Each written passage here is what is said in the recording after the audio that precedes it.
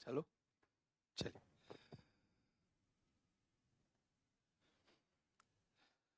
ठीक है। आपके देखिए जीके जुड़ा है और जीके के अंतर्गत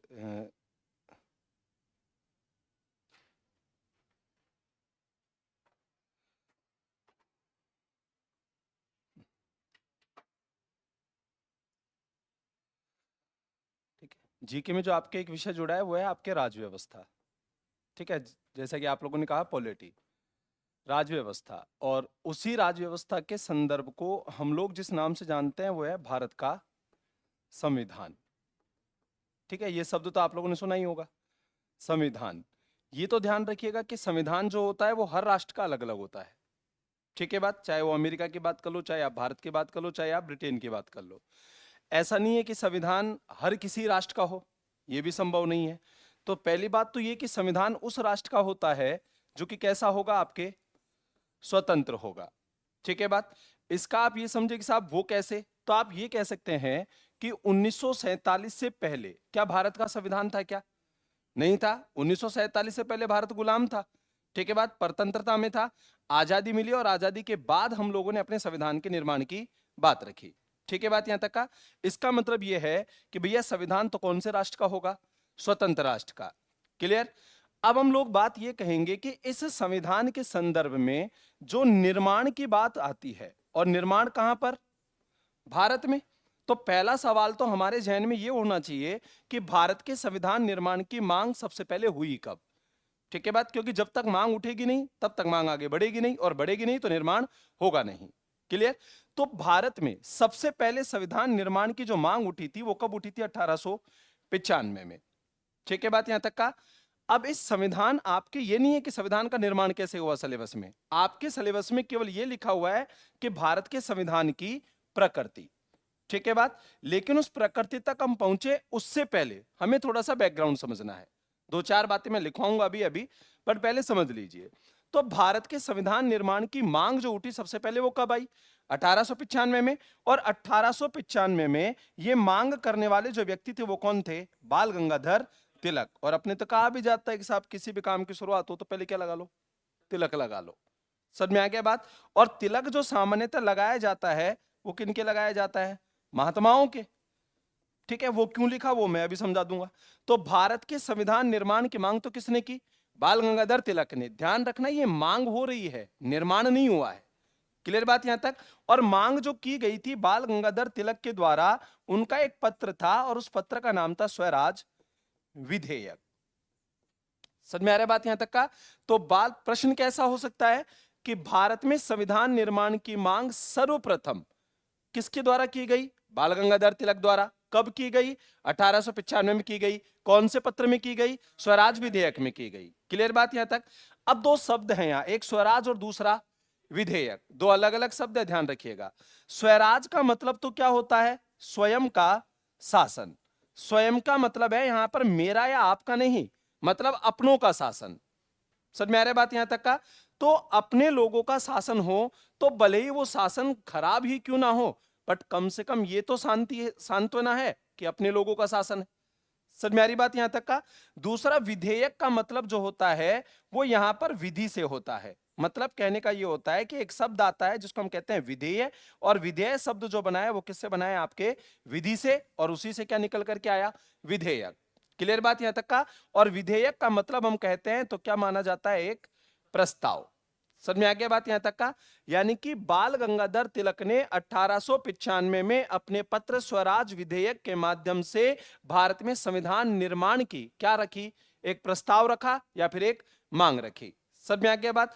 अब 1895 में भारत में शासन किसका चल रहा है?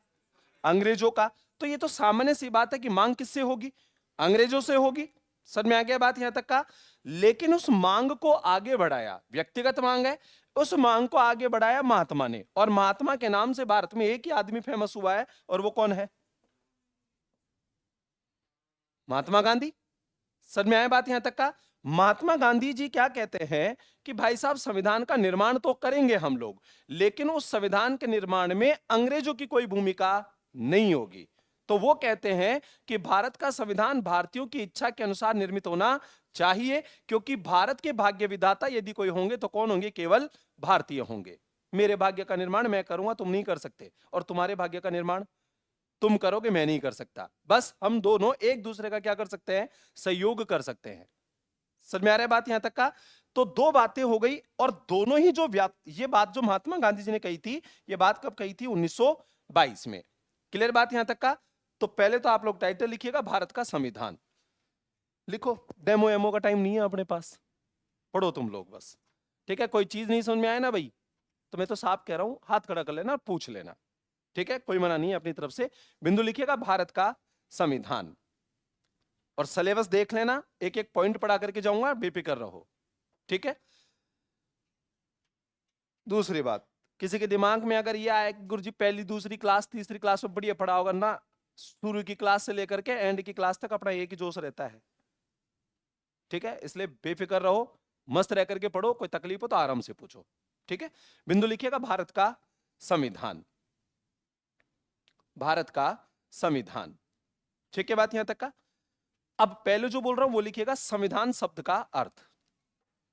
पहले जो बोल रहे हैं वो लिखिएगा संविधान शब्द का अर्थ। ठीक है, संविधान शब्द का अर्थ। ठीक है, संविधान शब्द का अर्थ मतलब हमें पहले क्या लिखना है? इस शब्द का अर्थ लिखना है। समझ में आ रही बात यहां तक का? क्योंकि हम पढ़े उससे पहले थोड़ा सा न्यू बना लो, एक थोड़ी सी लिखिएगा इसके अंतर्गत, फिर समझाएंगे उसको। एक देश के, एक देश के, एक देश के नागरिकों द्वारा, एक देश के नागरिकों द्वारा, एक देश के नागरिकों द्वारा देश के नागरिकों के लिए, एक देश के नागरिकों द्वारा देश के नागरिकों के लिए, एक देश के नागरिकों द्वारा देश के नागरिकों के लिए निर्मित, निर्मित, लिखित व, निर्मित, लिखित व अलिखित, निर्मित, लिखित व अलिखित समान कानूनों की, समान कानूनों की संहिता,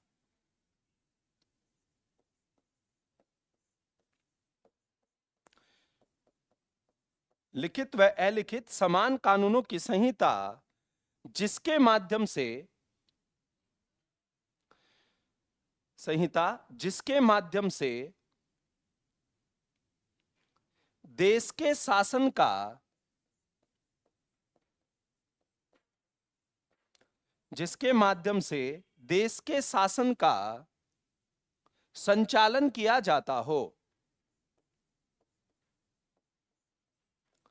जिसके माध्यम से देश के शासन का संचालन किया जाता हो। लिखित व अलिखित समान कानूनों की संहिता जिसके माध्यम से देश के शासन का संचालन किया जाता हो। अब समझो बात को क्या है। हमने शुरुआत में आती मैंने एक शब्द लिखा आपके सामने यहां पर, राजव्यवस्था। ठीक है बात? और उसके अंतर्गत हम लोग जिस पर चर्चा कर रहे हैं वो क्या है? संविधान। पहले तो इन दोनों शब्दों को समझो, फिर हम वापस पीछे की तरफ जाएंगे। राजव्यवस्था का मतलब ये होता है शासन करने की नीतियां। समझ में आया बात? शासन करने की नीतियों का निर्माण करती है, निर्माण जो करती है वो करती है सरकारें।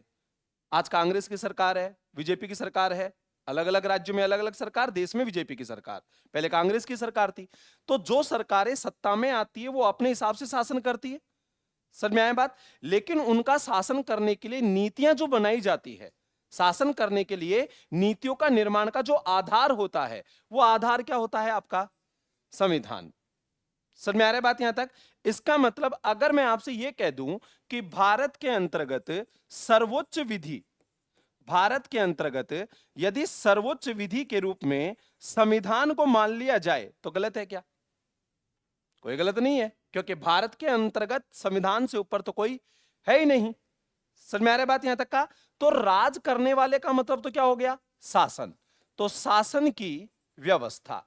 अब देखिए शासन की व्यवस्थाएं तो अलग अलग है भाई साहब, क्योंकि शासन केवल संविधान से ही थोड़ी ना चल रहा है। शासन तो आपका जो पहले इंडियन पेनल कोड चलता था, आईपीसी, जिसे आज हम लोग बीएनएस कहते हैं, भारतीय न्याय संहिता, उसके आधार पर भी चल रहा है।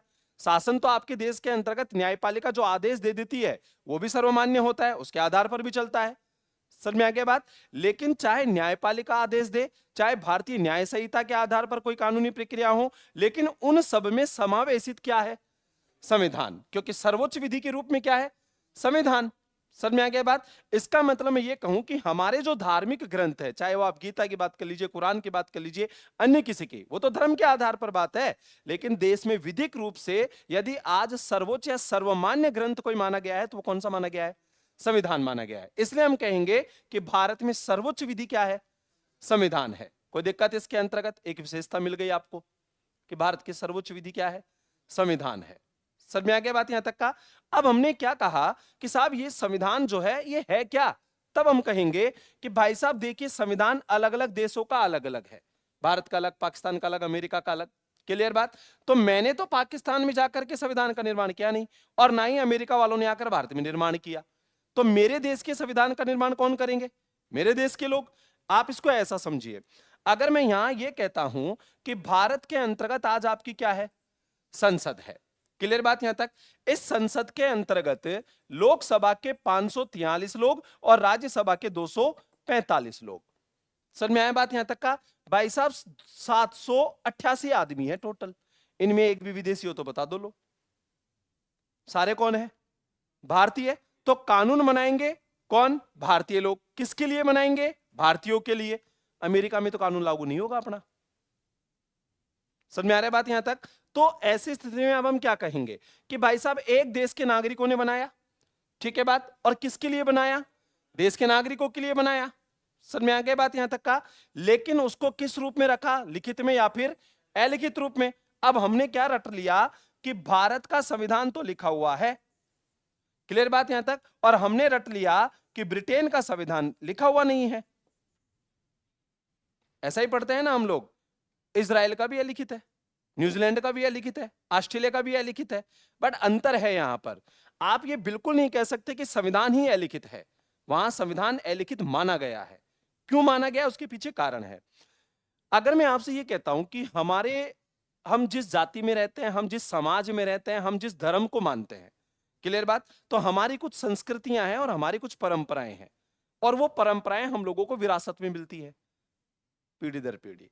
ठीक है बात? जैसे अपन कहते हैं ना कि कोई भी काम होता है, ज्यादातर ये जब घर में फंक्शन होता है ना, तब आती है बातें। माँ का तो अइया ही हो तो आयो छे। ये अइया ही मतलब काई छे? पहला सुयारियो छे। आज नहीं बना है, पहले से आ रहा है। जैसे मैं कहूं अपनी जाति में विवाह करना, ये तो संस्कृति है, ये तो हमारी परंपरा है। संविधान तो कहता है कहीं भी कर लो। समझ रहे हैं ना आप बात को? तो भाई साहब जो बातें परंपरागत रूप से आ गई उन्हें लिखने की जरूरत नहीं है। साहब वो दशहरा पर डोल पीटो, होली पर पीटो, देव तो आओगो, आंच में आओगो, होम दो, घी दो, या दो, फलाना दो, डिमका दो, अग्नि प्रज्वलित होगी, ढोक दो। महाराज प्रसन्न, और ना आया तो महाराज है प्रसन्न। यही करते हैं ना हम लोग। तो भाई साहब ये परंपरा बन गई हमारे। होली दशहरा पर विदेश में बैठा आदमी भी ढोक देने आता है देवताओं के। समझ में आ गया? नहीं आया तो अब मान लीजिए दूसरे दिन अगर वो बीमार हो गया ना, तो लोग एक धारणा बना देंगे, लिया होगो आयो कौन सो डोक देबा। बन गई ना एक परंपरा से। तो भारत के अंतर्गत उन परंपराओं में कहीं ना कहीं भय भी आ गया, डर भी आ गया साथ में, कि अगर नहीं किया तो उल्टा हो जाएगा। क्लियर? संविधान तो ऐसा बिल्कुल भी नहीं कहता, क्योंकि भारत का संविधान जो है धर्म, प्रथा, रूढ़ियां, इनको महत्व प्रदान नहीं करता है। समझ में आ गया बात? धर्म के रूप में तो उसने कह दिया सब स्वतंत्र हो, मैं धर्म के आधार पर नीतियों का निर्माण नहीं करूंगा। समझ में आ गया बात यहां तक? लेकिन ब्रिटेन के अंतर्गत एक विशेष समुदाय के लोग ज्यादा है, ईसाई धर्म के लोग। तो जहां एक कम्युनिटी वर्ग के लोग ज्यादा हों, तो वहां जाहिर सी बात है कि आप अगर अपनी नीतियों का निर्माण भी करेंगे तो उसके लिए आप लोगों को वहां के लोगों की परंपराओं को महत्व देना पड़ेगा। और जब परंपराओं को महत्व देना पड़ जाता है तो वहां लिखने की जरूरत नहीं पड़ती। लेकिन जब विधि निर्माण की बात आती है तो विधि तो भाई साहब ब्रिटेन में भी कौन बनाती है? संसद। और संसद विधि बनाएगी तो लिखेगी, लिखेगी तो पता चला भारत को भी कि भारत में 1773 में रेगुलेटिंग एक्ट आया था। लिखा हुआ नहीं होता तो बनाने वाले तो चल बसे, कैसे पता चलता? तो लिखा हुआ तो है। अब अंतर क्या है कि हमने उसको अलिखित मान लिया। ठीक है, अब मैं आपसे ये कहूं कि भाई साहब कोई किताब है और उस किताब के तुमने पन्ने पन्ने करके चिपका दिए जगह जगह पर या रख लिए अलग अलग, और उस किताब के पेज नंबर 20 में तुमने परिवर्तन कर दिया। बताओ ये परिवर्तन किताब में या पेज में? पेज में हो ना, क्योंकि अलग अलग है। लेकिन उस किताब के सारे पन्नों को एक जगह चिपका लो। अब क्या है, अब पेज नंबर 20 में परिवर्तन करो, परिवर्तन काय में कहलाएगा? किताब में। यही तो भारत में है। तो ब्रिटेन में भी परिवर्तन तो होता है, यहां पर भी होता है। अंतर क्या है कि ब्रिटेन में कानून अलग अलग जगह पर है। ठीक है बात। अब विधि वाले कानून में परिवर्तन कर दिया तो विधि में कहलाएगा। अगर हम ये कहें कि साहब वहां कोई शिक्षा के कानून में परिवर्तन कर दिया तो शिक्षा में कहलाएगा। लेकिन हमारे देश में क्या है कि ये सारे के सारे नियम एक जगह पर लिखे हुए हैं, एक ही पुस्तक में समाहित है। अब तुम उस पुस्तक के किसी भी पेज में परिवर्तन कर लो, परिवर्तन किस में कहलाएगा? पुस्तक में। इसलिए तो 106 पढ़ लिए भाई, 106 संशोधन हो गए भारत के संविधान में, लेकिन हुए तो किसी न किसी आर्टिकल में ही ना। अब वो आर्टिकल किस में निहित है? एक किताब के अंतर्गत, और उस किताब को हम लोगों ने नाम क्या दे रखा है? संविधान। सब में आ गया बात यहां तक का? तो संशोधन भी किस में कहलाएगा? संविधान में कहलाएगा। क्लियर बात यहां तक का? तो लिखित हो चाहे अलिखित हो, कानून तो सबके लिए कैसा होगा भाई? समान होगा। हो गया बात यहां तक का? समान कानून, और उसी के माध्यम से देश के शासन का क्या होता है आज? संचालन। अर्थात संविधान से ऊपर कोई नहीं है। हो गया बात यहां तक का? इस अर्थ में कोई दिक्कत? अब क्लियर बात यहां तक? ये तो हो गई इसको लेकर के बात। अब हम लोगों ने पिछली स्लाइड में क्या बोला था यहां पर कि ये जो संविधान निर्माण की मांग जब आती है तो सबसे पहले मांग किसने की? बाल गंगाधर तिलक ने। हो गया बात यहां तक का? दूसरा मांग को आगे किसने बढ़ाया? महात्मा गांधी ने। लिखिएगा इसमें पहला बिंदु अगले लाइन के अंतर्गत, नीचे टाइटल लिखिएगा आप लोग, भारत का संविधान निर्माण। थोड़े से बेसिक चीजें पढ़ लो ताकि वो आगे दिक्कत ना आए। भारत का संविधान निर्माण,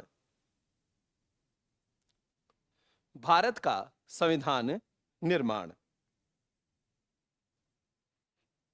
ठीक है, संविधान निर्माण लिखिएगा इसमें पहली लाइन। तो जाएगा कैसे? ठीक है,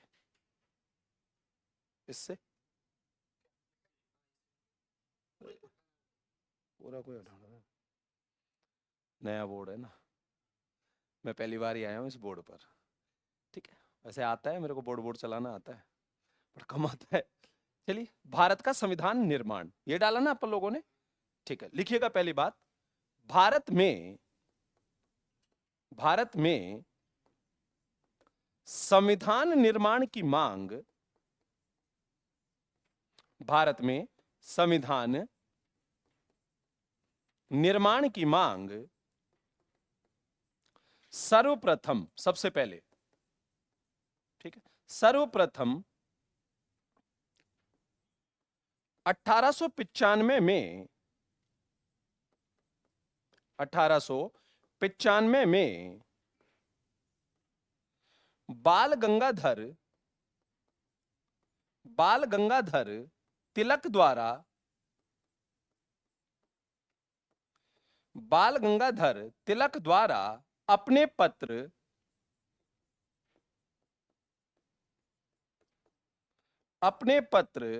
स्वराज विधेयक के माध्यम से की। भारत में संविधान निर्माण की मांग सर्वप्रथम बाल गंगाधर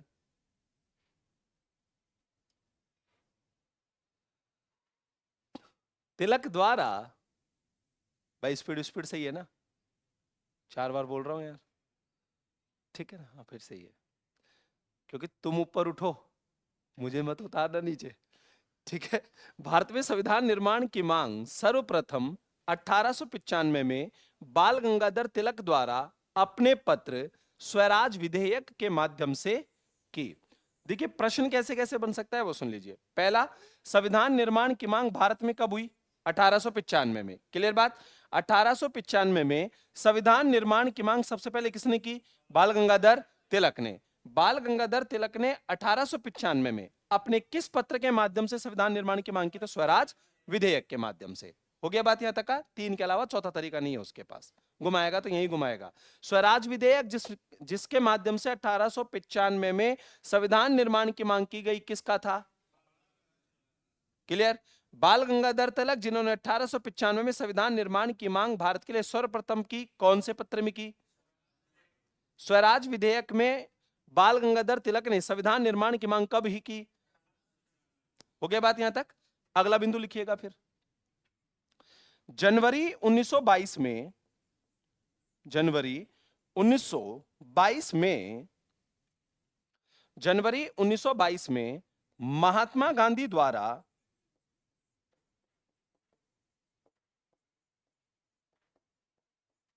जनवरी 1922 में महात्मा गांधी द्वारा, ये भी गजब का ही आदमी था ना। हम छोटे छोटे थे ना, तब बोला करते थे, वाह रे गांधी ऐसी चली तेरी आंधी, आया था लंगोट में छप गया नोट में। और गांधी जी के बिना सबकी जेब बेकार है, ध्यान रखना। इसलिए जेब में गांधी होना चाहिए।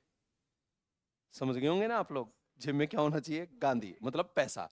गांधी जी क्या है? गांधी जी को जेब में लेके घूमते हैं अपन लोग, ठीक है। पर गांधी जी बहुत बड़ी चीज है भाई साहब, गांधी के बिना काम नहीं होता, ध्यान रखना, ठीक है। माना कि पैसा सब कुछ नहीं होता, पर पैसे के बिना भी कुछ नहीं होता, ठीक है। माना कि नौकरी, नौकरी भगवान तो नहीं है ना, पर भगवान से कम भी नहीं है आज की तारीख में तो भाई साहब, ठीक है। हमारी तो आदत ही पड़ चुकी है नौकर बनने की, तभी तो नौकरी की बात कर रहे हैं।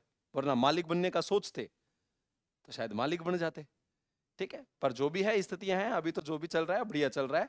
भगवान का नाम लो और भजन करो और मस्त पढ़ाई करो, ठीक है। घर वाले पैसा दे ही रहे हैं तो हेडक किस बात की? खाना घर वाले दे ही रहे हैं तो टेंशन किस बात का? पढ़ो, नौकरी लग जाओगे तो काम आएगा, नहीं तो भाई साहब थे जानो ही चुकाई हो सकत, ठीक है ना। तो जनवरी 1922 महात्मा गांधी द्वारा, लिखिएगा, भारत के संविधान निर्माण के, जनवरी 1922 में महात्मा गांधी द्वारा भारत के संविधान निर्माण के संबंध में, भारत के संविधान निर्माण के संबंध में मांग करते हुए कहा कि, मांग करते हुए कहा कि भारत का संविधान, कहा कि भारत का संविधान भारतीयों की, कहा कि भारत का संविधान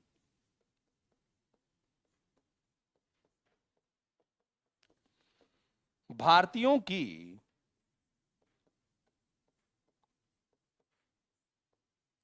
भारतीयों की इच्छा अनुसार, भारत का संविधान भारतीयों की इच्छा अनुसार निर्मित हो, भारत का संविधान भारतीयों की इच्छा अनुसार निर्मित हो, क्योंकि क्योंकि भारत के क्योंकि भारत के भाग्य विधाता, जो गांधी जी कहते हैं ना वो बात है, क्योंकि भारत के भाग्य विधाता स्वयं भारतीय हैं, ठीक है। क्योंकि भारत के भाग्य विधाता स्वयं भारतीय हैं, ठीक है बात। क्योंकि भारत के भाग्य विधाता कौन होंगे? स्वयं भारतीय होंगे। किसने कहा ये शब्द? महात्मा गांधी ने। यहां केवल एक ही थॉट पूछा जाता है कि भारत के भाग्य विधाता भारतीय हैं, ये किसने कहा? महात्मा गांधी ने। या भारत का संविधान भारतीयों की इच्छा के अनुसार निर्मित हो, किसने कहा? महात्मा गांधी ने। ये केवल समझने के तौर पर आपको ध्यान रखना है, एग्जाम में आपके पूछ ले जाएगा, इसकी मैं संभावना नहीं मानता। समझ में आ गया बात? बट ये इसलिए है ताकि एक पृष्ठभूमि आपके इमेज रहे दिमाग के अंतर्गत कि संविधान डायरेक्ट कैबिनेट मिशन से नहीं आया है, संविधान की मांग पहले से ही चल रही थी। समझ में आ गया बात? या फिर हम लोग ये कहें कि भारत के संविधान निर्माण से पहले जो हम पढ़ते हैं कि 26 जनवरी 1950 को साहब भारत का संविधान पूर्ण रूप से क्या कर दिया गया? लागू, ठीक है बात। जो हम पढ़ते हैं कि 26 नवंबर 1949 को भारत का संविधान पूर्ण रूप से बनकर क्या हो गया? तैयार। या जो हम पढ़ते हैं कि 9 दिसंबर 1946 संविधान सभा की पहली बैठक, तो संविधान निर्माण संविधान सभा ने किया, ठीक है बात। तो फिर ये संविधान सभा बीच में कहां से आ गई? तो वो चीजें हम लोग पहले देख रहे हैं। समझ में आया बात यहां तक का? तो ये तो हो गया, दोनों थोड़ा ध्यान रखिएगा, व्यक्तिगत है। सवाल ये उठता है कि अंग्रेजी सरकार क्या कर रही है, क्योंकि ये दोनों मांगे तो भारतीयों की चल रही थी। अब अंग्रेजी सरकार ने क्या किया यहां पर कि इस समय हम लोग ये कहें कि महात्मा गांधी जी के द्वारा और तिलक के द्वारा इन मांगों को जब बढ़ावा दिया जा रहा था, तो भारतीय लोग भी इस बात पर अब धीरे धीरे क्या होते जा रहे थे, सहमत। या हम लोग ये कहें कि भारतीयों में के अंतर्गत, भारतीय नागरिकों के अंतर्गत भारतीय संविधान के प्रति एक जागरूकता पैदा हो रही थी। क्लियर? लेकिन अंग्रेजी सरकार का कुछ और ही प्लान चल रहा था। अंग्रेजी सरकार क्या करती है कि 1928 में, सॉरी 27 में, 1927 में आप लोगों ने पढ़ा होगा कि भारत के अंतर्गत एक आयोग आया था जिसका नाम था साइमन आयोग। ठीक है बात यहां तक का? ये जो साइमन आयोग था ये बना था नवंबर 1927 में, लेकिन ये साइमन आयोग जो था ये भारत में पहुंचा था भाई साहब कब, 3 फरवरी 1928 को। और यही वो कारण है कि आप लोगों को किताबों में पढ़ने को मिलता है 27-28। समझ में आ गया बात यहां तक का? साइमन आयोग क्या है हम उसके बारे में बात करेंगे, इसलिए पहले बिंदु लिखिएगा नीचे, साइमन आयोग। साइमन आयोग, साइमन आयोग, साइमन आयोग लिखना इसमें। नवंबर 1927 में, नवंबर 1927 में ब्रिटिश सरकार द्वारा, नवंबर 1927 में ब्रिटिश सरकार द्वारा लिखा भारत की, भारत की संवैधानिक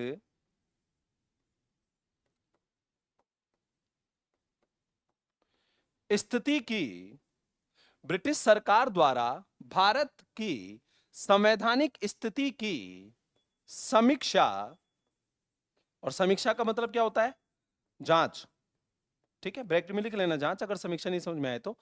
ब्रिटिश सरकार द्वारा भारत की संवैधानिक स्थिति की समीक्षा हेतु, समीक्षा हेतु एक जांच आयोग,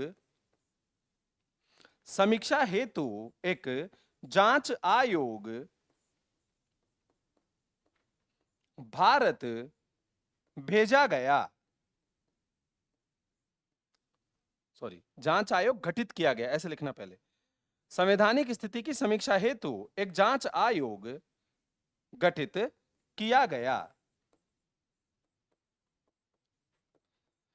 भारत की संवैधानिक स्थिति की समीक्षा हेतु एक जांच आयोग गठित किया गया। लिखा बात यहां तक का? अगली लाइन में लिखना, यह आयोग, यह आयोग सर जॉन साइमन, यह आयोग सर जॉन साइमन की अध्यक्षता में, यह आयोग सर जॉन साइमन की अध्यक्षता में गठित किया गया था, सर जॉन साइमन की अध्यक्षता में गठित किया गया था, जिसके कारण, जिसके कारण इसे साइमन आयोग नाम दिया गया, सर जॉन साइमन की अध्यक्षता में गठित किया गया था, जिसके कारण इसे साइमन आयोग नाम दिया गया। अब देखिए दोनों तीनों प्रश्न हैं आपके सामने। पहला, साइमन आयोग कब गठित हुआ, तो नवंबर 1927 में, क्लियर बात। दूसरा, साइमन आयोग के गठन होने का उद्देश्य क्या था, तो भारत की संवैधानिक स्थिति की समीक्षा करने हेतु, क्लियर बात। साइमन आयोग को साइमन आयोग क्यों कहा जाता है, क्योंकि इसका अध्यक्ष सर जॉन साइमन था। समझ में आ गया बात यहां तक का? तीनों प्रश्नों में कोई दिक्कत? वापस रिपीट कर रहा हूं। पूछा जाए कि साइमन आयोग का गठन किसके अध्यक्षता में हुआ, तो सर जॉन साइमन की अध्यक्षता में। साइमन आयोग का गठन कब हुआ, तो नवंबर 1927 में। साइमन आयोग जिसका गठन नवंबर 1927 में हुआ था, उसका उद्देश्य क्या था, तो भारत की संवैधानिक स्थिति की समीक्षा करना। समझ में आ गया बात? क्योंकि उस समय भारत में संविधान निर्माण की भी मांग चल रही थी, भारत की आजादी की भी मांग चल रही थी। समझ में आ रहा है बात यहां तक? तो ऐसी स्थिति में अंग्रेजी सरकार ने एक आयोग बना करके भारत में भेजने का निर्णय लिया। क्लियर बात यहां तक? अब होता क्या है कि ये जो आयोग था, इस आयोग में जो कुल सदस्य संख्या थी, कुल सदस्य संख्या, उनकी संख्या थी कितनी? 7। टोटल सदस्य थे 7। और ये जो 7 सदस्य थे, ये सातों के सातों ही कौन थे? अंग्रेज थे। क्लियर बात यहां तक का? और अंग्रेज होने के कारण इस आयोग को एक नाम दे दिया गया जिसको कहा जाता है श्वेत कमीशन। ठीक है बात? व्हाइट मैन कमीशन भी कहते हैं। संवैधानिक स्थिति की समीक्षा करने के लिए आया था, इसलिए इसे स्टेच्यूटरी कमीशन भी कहा जाता है। क्या कहा जाता है? Statutory commission. समझ में आ रहा है बात यहां तक का? अब सवाल यहां ये उठता है कि भाई साहब, मेरे गांव की समस्या है, ठीक है बात, और एक आयोग आता है साहब दिल्ली से जांच करने के लिए, लेकिन उस आयोग में एक भी आदमी मेरे गांव का नहीं है। वो दिल्ली से आने वाले आदमियों को क्या पता मेरे गांव की स्थिति क्या है? समझ में आ रही बात? ना उन्हें भौतिक स्थिति का पता, ना उन्हें सामाजिक स्थिति का पता, ना इन्हें धार्मिक स्थिति का पता। फिर वो क्या समीक्षा कर सकते हैं मेरे गांव के बारे में? शायद कुछ भी नहीं। तो मेरे गांव वालों ने विरोध करते हुए कह दिया, हमारा गांव का भी 2-3 आदमी होना चाहिए जी। अंग्रेजों ने कहा नहीं लेंगे, नहीं लेंगे तो वापस जाओ। समझ में आ रहा है बात? हम समीक्षा नहीं करने देंगे, ठीक है बात? लेकिन कहते हैं ना कि जिसके हाथ में ताकत होती है वो तो कुछ भी कर सकता है। सरकार है, तुम कितना ही विरोध कर लो, जब चाहे तब उठे उधेड़ देती है, जब चाहे तब बना देती है। कर तो रखा है ना, अभी नाले खोद रखे हैं जगह जगह गलियों में। सरकार है, जब चाहे जब सड़क उधड़वा देती है, जब चाहे तब सड़क बनवा देती है। अब मैं ये कहूं कि हम लोग सोचते हैं ना कि इतनी सारी पब्लिक वहां बैठी हुई है, सरकार हटाती क्यों नहीं है?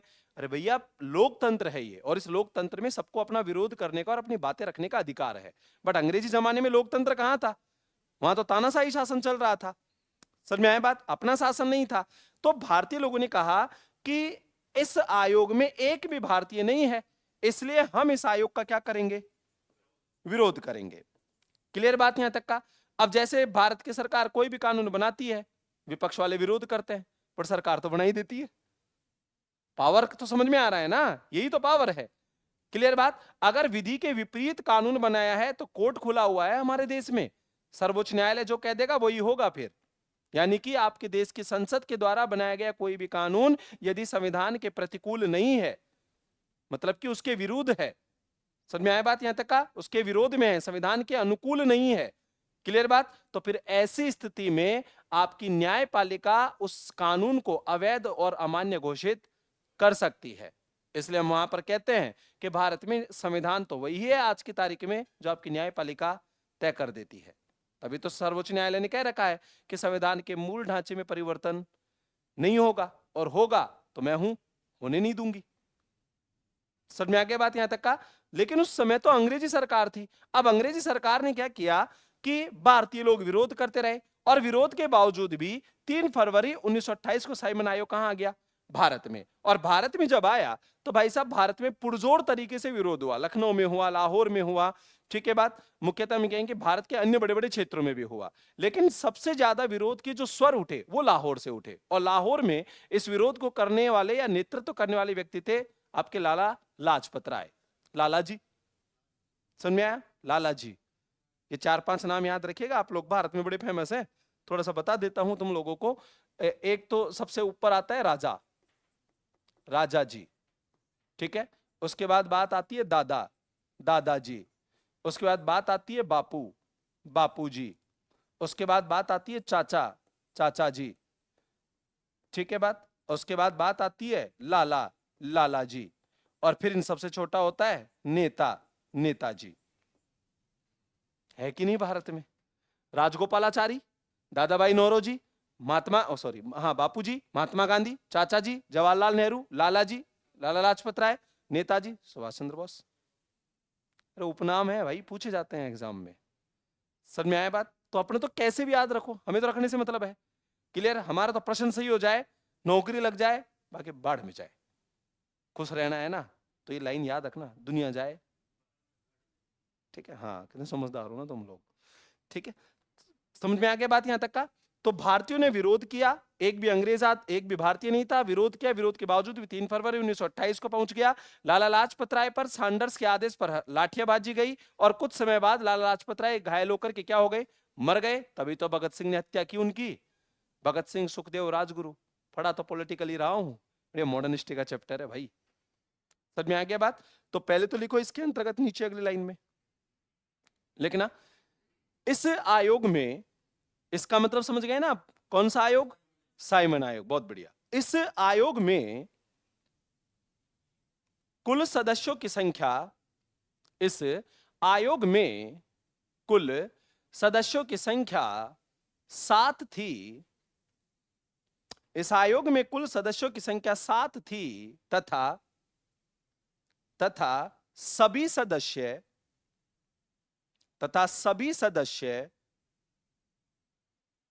अंग्रेज होने के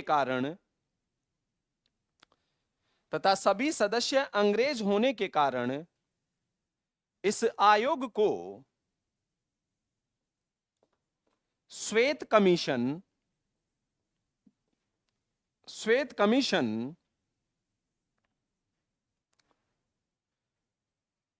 कहा गया। इस आयोग को श्वेत कमीशन कहा गया।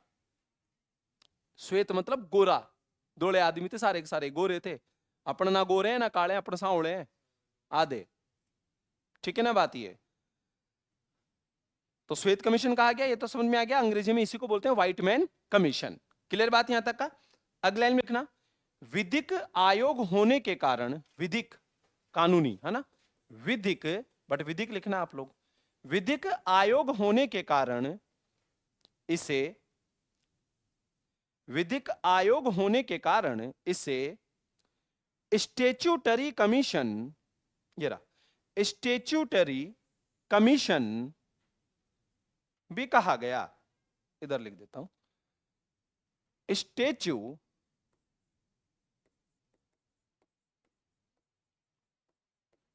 कमीशन कहा गया।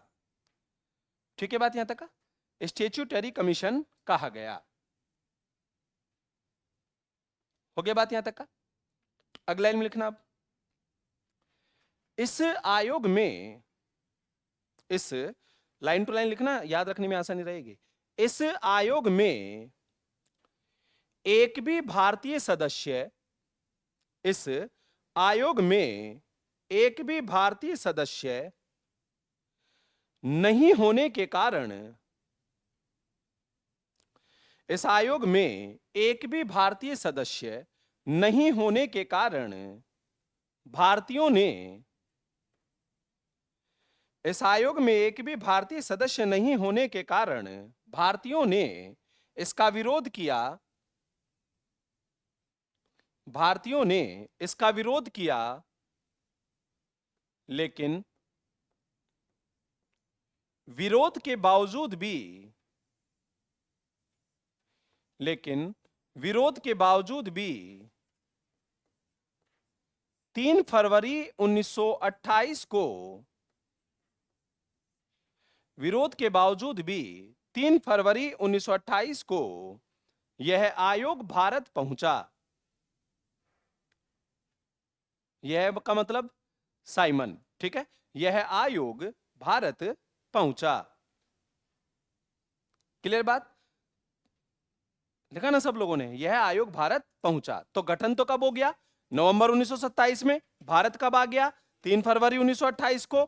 किसकी अध्यक्षता में आया? साइमन के अध्यक्ष सर जॉन साइमन की अध्यक्षता में आया, इसलिए इसका नाम क्या दे दिया गया? साइमन आयोग। कुल सदस्यों की संख्या कितनी थी? 7। क्लियर बात? सारे के सारे लोग कौन थे? अंग्रेज। भारतीयों ने इसी कारण क्या किया? विरोध किया। हो गया बात यहां तक का? विरोध के बावजूद भी कब आ गया? 3 फरवरी 1928 को। आगे लिखना, तथा भारतीयों ने इसके विरोध में, तथा भारतीयों ने इसके विरोध में साइमन गो बैक, वापस जाओ। तथा भारतीयों ने इसके विरोध में साइमन गो बैक का नारा दिया, उद्घोष किया। साइमन गो बैक का नारा दिया। समझ में आ गया बात? साइमन गो बैक मतलब कि साइमन वापस जाओ। क्लियर बात यहां तक का? अब कहने से ही थोड़ी ना चला जाएगा कोई। हो गया बात यहां तक का? ये तो हो गई साइमन आयोग को लेकर के बात। अब सवाल ये उठता है कि साइमन आयोग गठित हुआ, विरोध हुआ, भारत में पहुंचा, उसके बाद क्या हुआ? यहां तक कोई समस्या?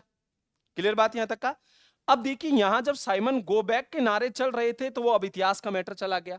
हमें बात किसकी करनी है? अपने संविधान को लेकर के। क्योंकि साइमन आयोग का जो मूलतः उद्देश्य था, वो उद्देश्य क्या था? भारत की संवैधानिक स्थिति पर समीक्षा करना। और भारतीय लोग कहते हैं कि भाई साहब आपने इसमें एक भी आदमी भारतीय नहीं लिया है, इसका मतलब अगर आप इसमें भारतीयों को लेंगे तभी तो भारतीय लोग अपनी इच्छा बता पाएंगे। क्लियर बात? क्योंकि गांधी जी ने कहा कि भारत का संविधान तो किसकी इच्छा अनुसार हो?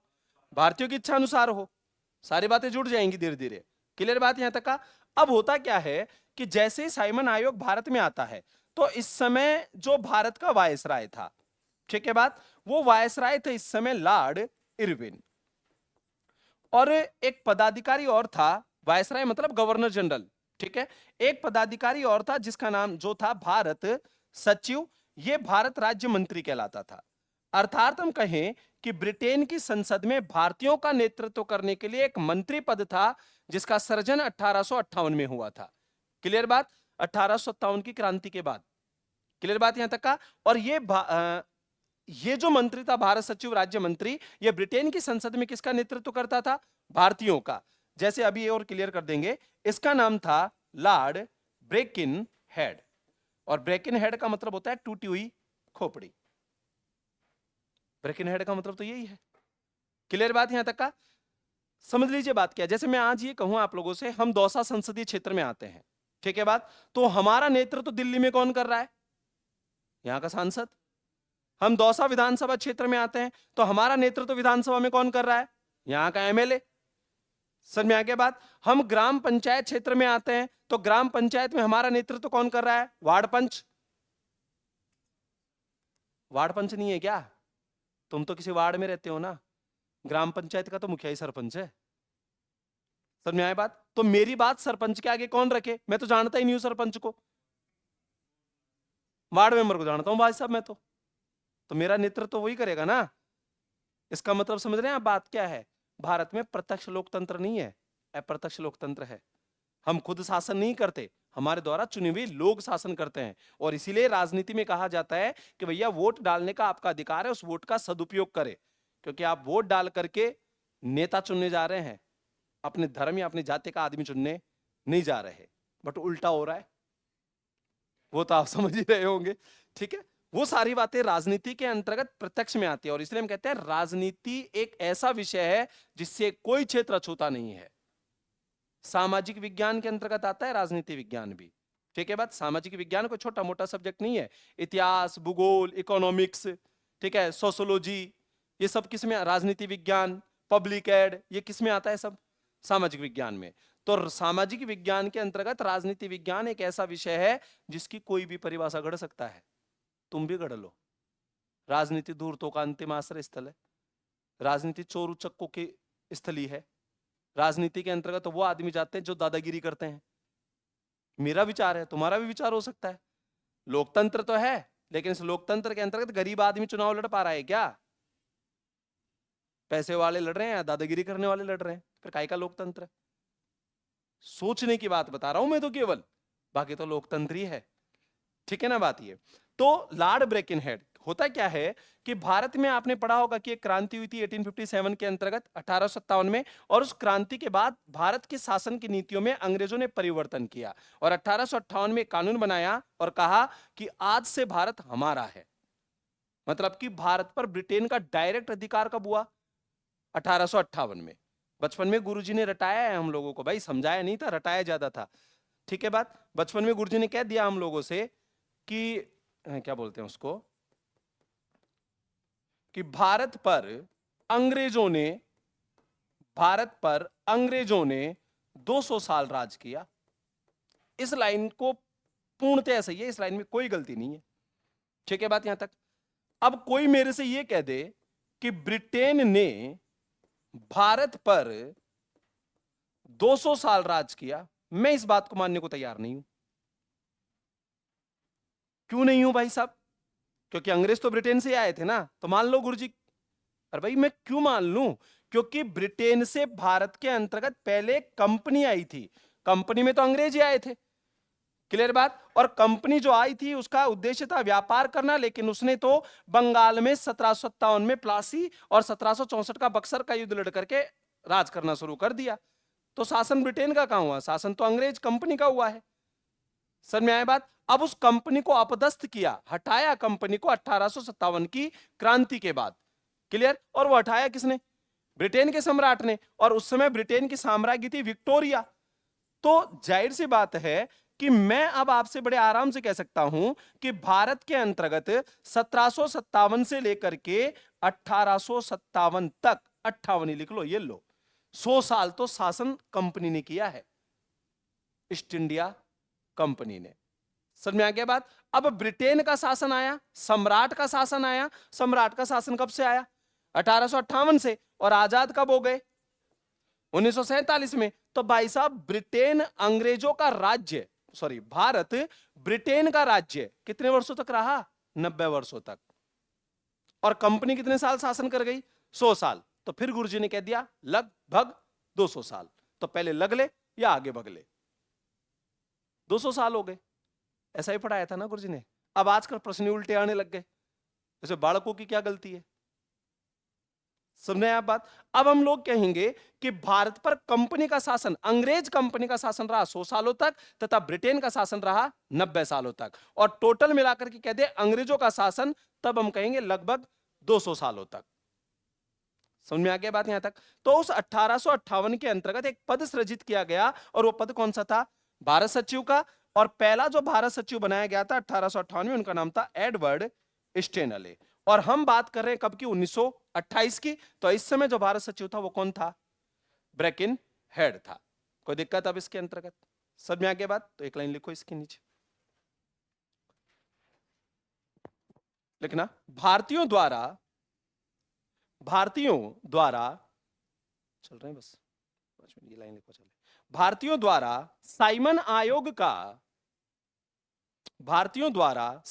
आयोग का लगातार विरोध करने पर, भारतीयों द्वारा साइमन आयोग का लगातार विरोध करने पर,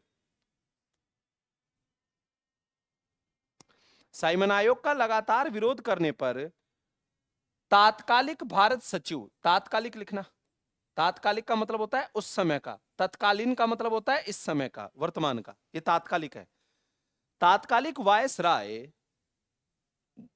सॉरी तात्कालिक भारत सचिव, तात्कालिक भारत सचिव ब्रेकिन हेड द्वारा,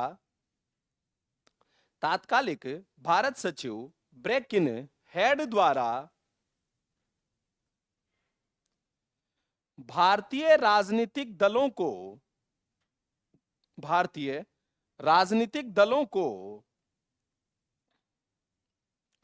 चुनौती देते हुए कहा,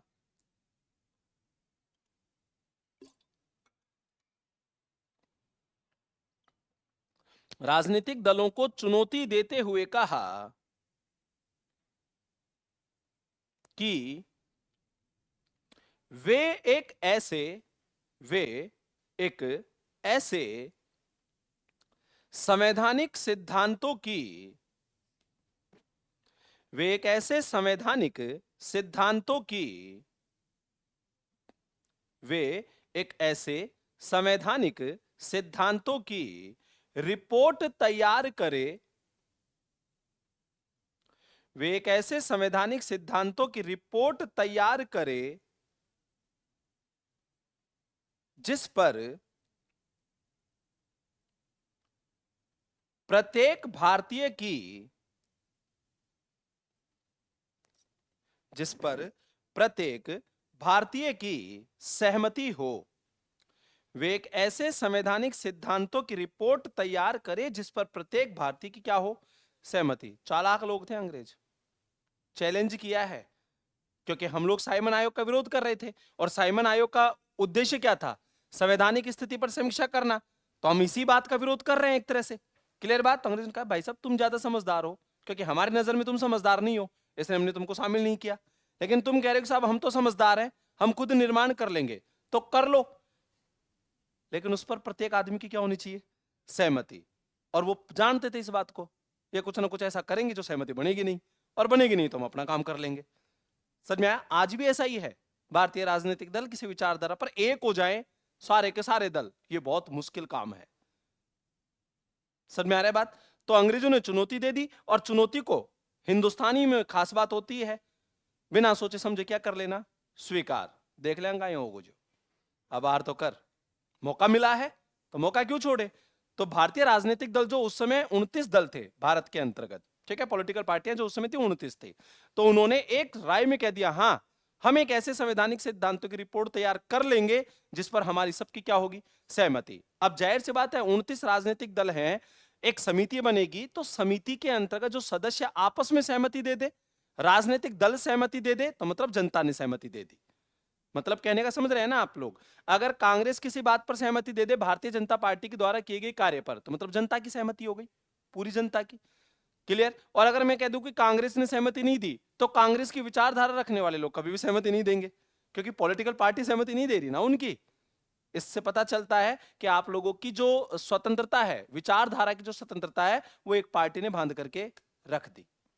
अब बताओ, पार्टी पार्टी की बात करते हैं लोग, स्वतंत्र विचारों की बात कहां कर रहे हैं? समझ में आ गया बात यहां तक का? और अपन लोग, आप लोग प्रशासनिक सेवा में जाएंगे, आप लोग कार्मिक विभाग में जाएंगे, तो भैया ऐसी प्रकार की व्यवस्थाओं से बचकर रहना। समझ में आया बात? क्लियर? तो ये तो बात हो गया यहां तक का, इसके आगे की बात अब हम लोग कल की क्लास में करेंगे। अभी कुछ पूछना है तो वो बोलिए, बोलो, कोई डाउट, कोई प्रश्न, कोई दिमाग में घूम रहा हो, बेधड़क बोलिए तुम लोग, ठीक है? साफ कहना, सुखी रहना, ठीक है? जीवन में गांठ बांध लो, साफ कहना सीख लो, सुखी होना सीख जाओगे। कुछ ही देर तो नाराज होंगे लोग, कर दो, नाराज करने का भी अलग ही आनंद आता है, ठीक है? मनेगा तो मन जाए, नहीं मने तो मत मने। बाकी की बात हम लोग कल करेंगे। अब देखिए चुनौती के बाद क्या होता है, तो मोतीलाल नेहरू उस जमाने के सबसे बड़े वकील थे, उनकी अध्यक्षता में एक समिति बनी, और उस समिति को नाम दिया गया था नेहरू समिति, और उस नेहरू समिति ने एक रिपोर्ट पेश की, वो रिपोर्ट कहलाई नेहरू रिपोर्ट, और वही नेहरू रिपोर्ट भारतीय संविधान का नील पत्र बन गई, ब्लूप्रिंट। उस पर चर्चा हम लोग कल करेंगे, ठीक है? जाऊं अब? धन्यवाद। धक्का होगा थे भी सुनता सुनता।